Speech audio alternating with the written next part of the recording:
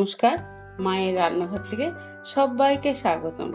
আজকে আমি ঘরোয়া চ্যবনপ্রাশ বানাবো। এখানে 500 আমলকি নিয়েছি। প্রথমে একবার ধোয়া হয়ে গেছে, আবার আমি জলে ভিজিয়ে রেখে দিয়েছিলাম। এভাবে একটু কচলে কচলে ধুতে হবে, কারণ বাজারের জিনিস তো প্রচুর নোংরা থাকে। এখানে একটা তোয়ালে নিয়ে নিলাম। তোয়ালের উপরে আমলকিগুলো রেখে দিচ্ছি, কারণ চ্যবনপ্রাশ বানালে আমলকিতে একদম জল থাকা যাবে না, কারণ ঠান্ডা জলটা যদি থাকে তাহলে বেশি দিন স্টে করবে না। সেজন্য জলটা একটু মুছে নিতে হবে। এবার ঠিক এইভাবে আমি একটু মুছে নেব। একটু উল্টে পাল্টে মুছে নিলে জলটা খুব ভালোভাবে মুছা হয়ে যাবে। খুব ভালো করে মুছে নিলে জলটা, তাহলে দেখবেন অনেক দিন স্টে করবে। আর যদি ঠান্ডা জল ডুবিয়ে আপনি গরম জলে ভাপিয়ে নেন তাহলে স্টে করবে না বেশি দিন। এবার আমলকিগুলো আমি দিয়ে দিচ্ছি। দেখুন জলটা কিভাবে আমি শুকনো করে নিয়েছি।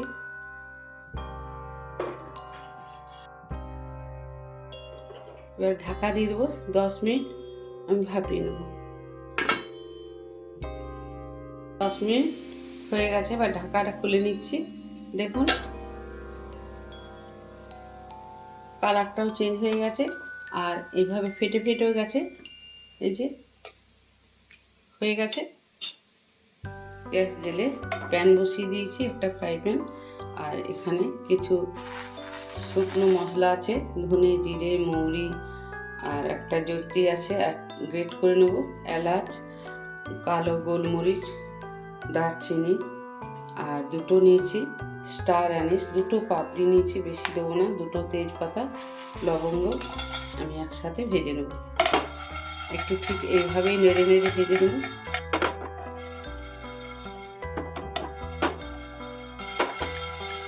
ভাজা দেখুন হয়ে গেছে, আর গন্ধটাও খুব সুন্দর বেরিয়েছে। ঠান্ডা হলে গুঁড়ো করে নেব। আমলকিগুলো এবার ছাড়িয়ে নেব।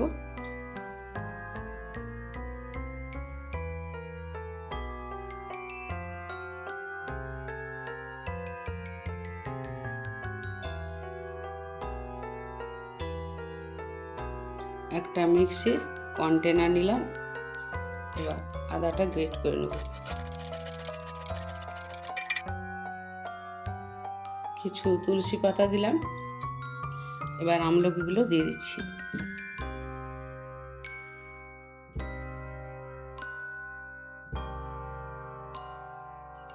এতে একদম জল দেবো না, পেস্ট করা হয়ে গেছে। এবার ভাজা মশলাগুলো আমি গুঁড়ো করে নেব, ঠান্ডা হয়ে গেছে। জয়িত্রী একটু গ্রেট করে দিচ্ছি, বেশি দেবো না।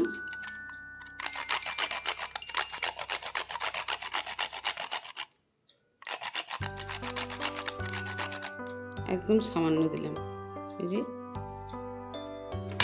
2 চামচ ঘি দিয়ে দিলাম। ঘিটা একটু গলে যাক। এবার আমলকি বাটাটা দিয়ে দিচ্ছি।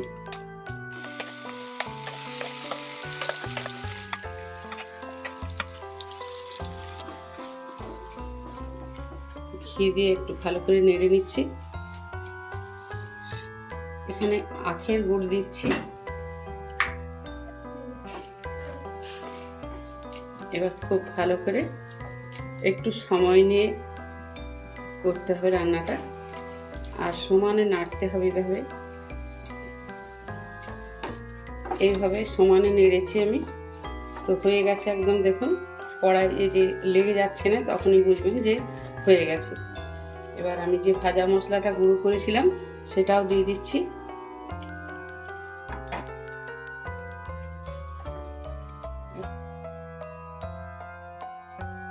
হয়ে গেছে। এবার কাঁচের বোতলে ভরে রাখবো। এরকম একটা কাঁচের বোতল নিয়েছি। এই কাঁচের বোতলটা খুব ভালো করে ধুয়ে মুছে আমি রোদ খাইয়ে নিয়েছি। দেখুন একদম শুকনো হয়ে গেছে, যেন শুকনো থাকে তাহলে স্টে করবে ভালো। এবার ঢেলে দিচ্ছি।